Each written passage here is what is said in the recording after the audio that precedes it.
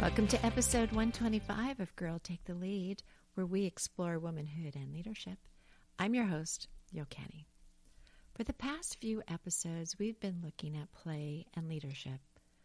What also comes to mind for me is that leadership needs to be easy. And it just so happens that Susie Moore has a book on this very topic. So, for our first book of 2024, we'll be covering Let It Be Easy. Almost sounds like a prayer, doesn't it?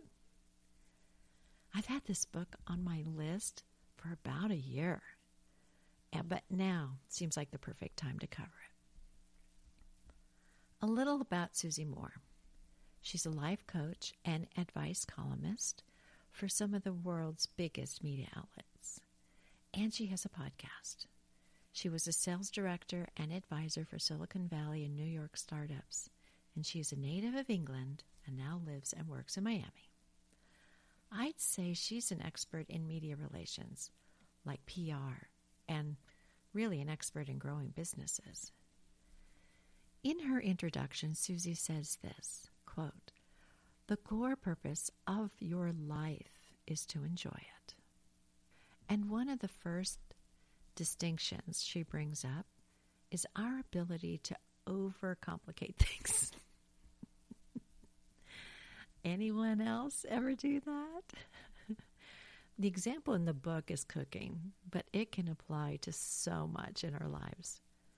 Perhaps for you, it's writing a recommendation for work, preparing for a presentation, or in my case, I can see how I can complicate things by questioning myself when giving a gift. I can spend hours in my head trying to make something perfect. Perfectionism, the deadly quest to be the superwoman.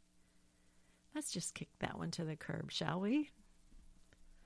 For me, the overcomplication, perfectionism, and overthinking are all bundled together. How about you? Oh, yeah. One way we might break up this happy trio might be to look at anxiety. In this book, there's a chapter called You Are Bigger Than What Makes You Anxious. Perhaps one of the biggest anxiety-provoking decisions we've faced in leadership is the idea of changing jobs. Right? I changed jobs 13 times, my friends. Please do not judge me. I know it seems like a lot back in my day, but in today's standards, it's not. Gen Z could change jobs up to 10 times just between the ages of 18 and 34, based on a survey of U.S. students. And that's a lot of anxiety. Whoa! Here's what Susie says, quote, "While it might be difficult and scary at first, you can give yourself a new place, new friends, a new career, a new climate, whatever you want. Whenever you review your many life's options in any situation, you feel at your most powerful. There are options everywhere, all the time.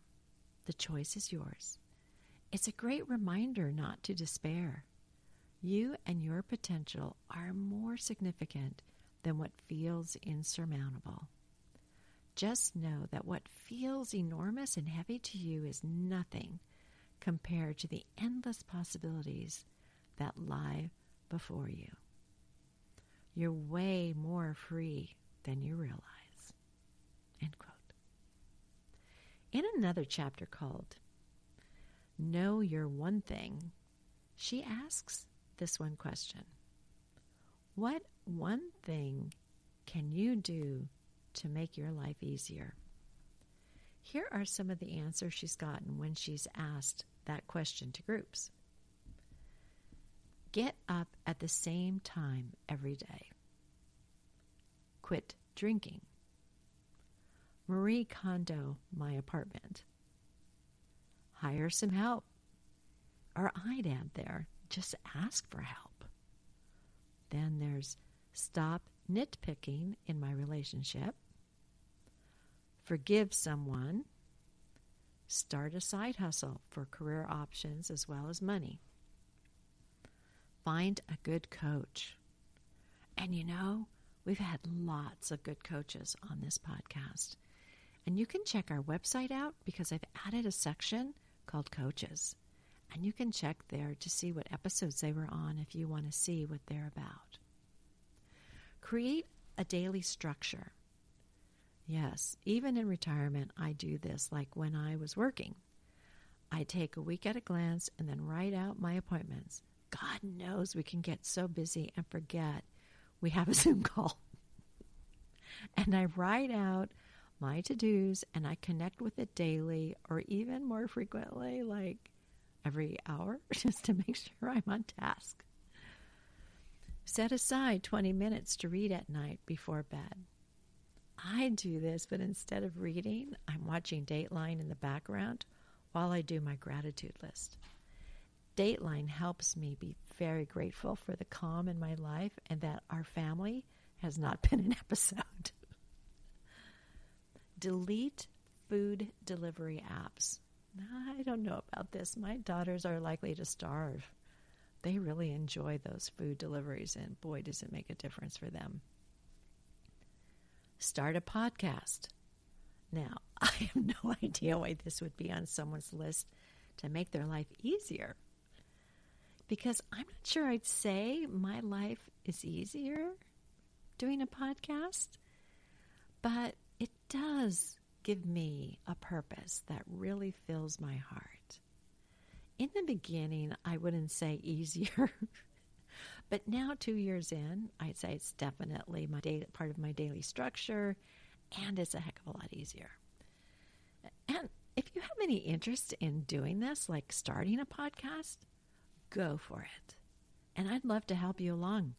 Just contact me in the show notes because I would love, love, love to see more podcasters out there. And then the last thing she says on her list is sell myself more. Wow. Now this one shows up as being very hard for me because I resist it so much. It's why I went into marketing and had a judgment about sales. I liked the introverted work of the analysis I got to do for marketing. You should see my 26-page 2024 marketing plan for this podcast that I just put together. I know to someone it might sound so difficult, but to me it was so super easy and will help me a lot this year. So I had this question, how can selling be easier? Especially in situations where the stakes are high, like interviewing for a new job. Susie says this, quote, life is selling day after day, so we can make it easier by understanding a little better how persuasion works. It is always more effective than force, and she provides the 4 P's framework. Purpose. What is your objective? Prepare.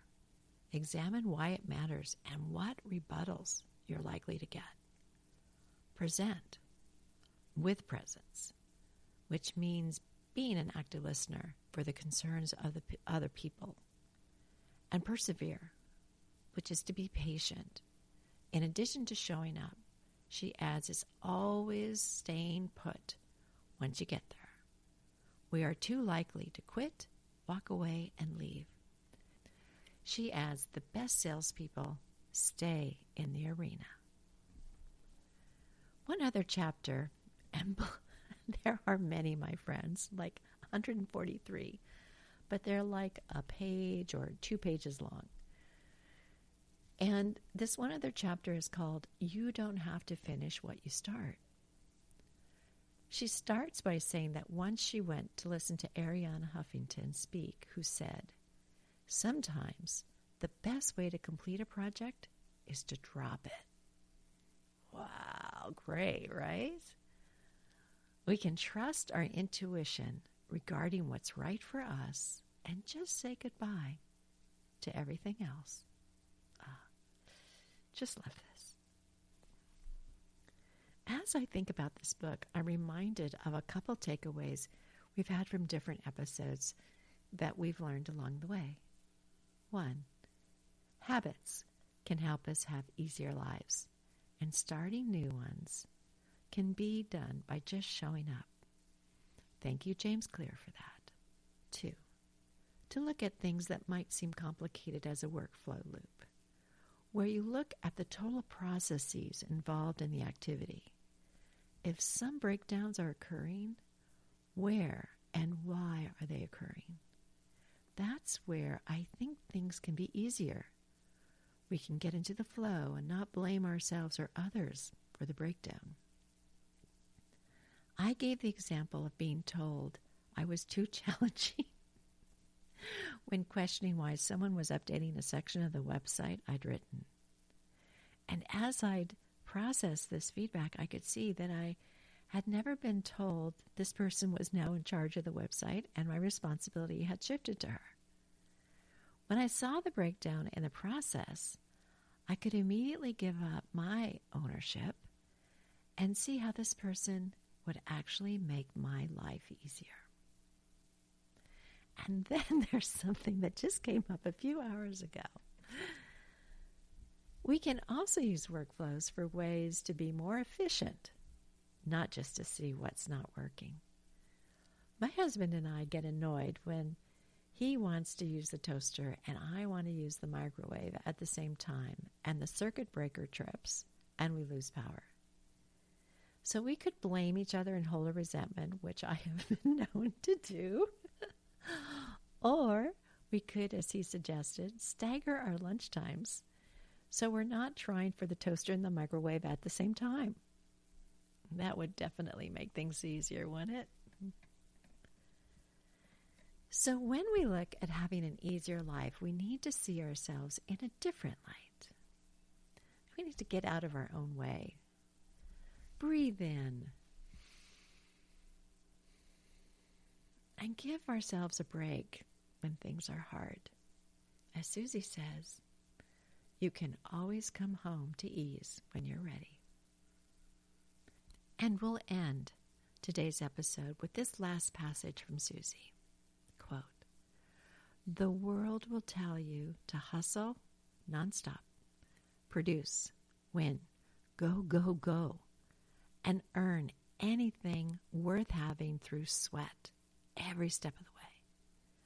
But you don't have to buy into it, especially because now you know there's another way. You know ease is available at any moment. You can drop the illusion of emergency and drama. You can drop the belief that you need to sweat for every success, even though that's what people will tell you.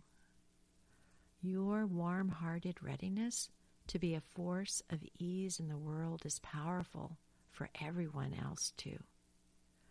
Because a person with the let it be easy wisdom elevates every room they enter. We seek them out consciously and subconsciously because they embody this truth. If you want to live your life in the most generous way, demonstrate more ease. See what happens. Pay attention to the strong, silent impact you have. Easier living is contagious. It's as if people are reminded of something ancient within them that they've known all along but haven't yet activated. You can laugh more. You create and experience more joy. Stress evaporates. You might even live longer." End quote. Thanks for being here.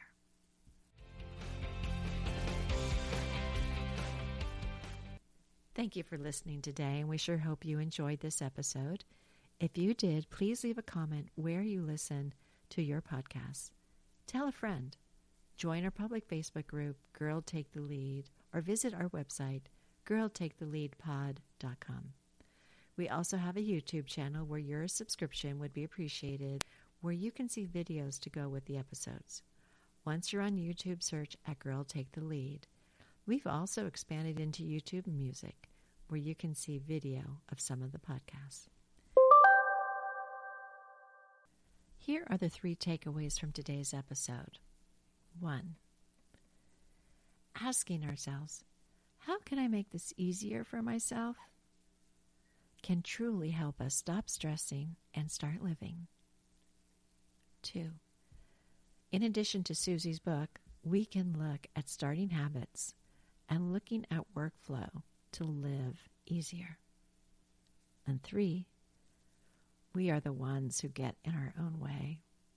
Whether it's perfectionism, taking things personally, or holding a resentment, they keep us playing small and living a way more complicated life. Let's choose easier when we can.